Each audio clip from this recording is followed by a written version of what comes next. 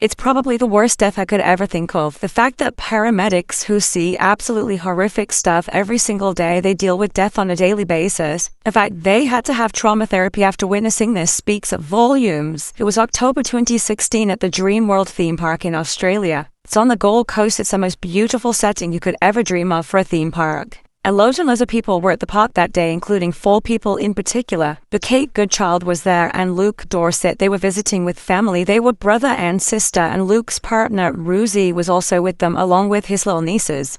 Luke was an amazing uncle. He really would do absolutely anything to make sure that those girls were safe and okay. Kate, Luke, and Ruzi were on the Thunder Rapids ride, totally enjoying their afternoon. That was until all hell broke loose. In a split second, things went from families just enjoying a theme park ride to sheer terror and everybody screaming. It was essentially one of those rides where you're all in kind of like a large tire and you're sort of trundling down the river. That's a water pump malfunctioned towards the end of the ride, and that honestly caused catastrophic damage. Meant that the water level was too low for what it should have been, and a full raft collided with a stranded raft. That then caused the full one to tip on its side. Now, in a panic, Luke, acting quickly, did manage to save his little niece from being crushed and dragged underneath the water, but in doing so, he got himself trapped. He literally gave his life to save her. 4 of the 6 people on that raft fell under the water into the conveyor system,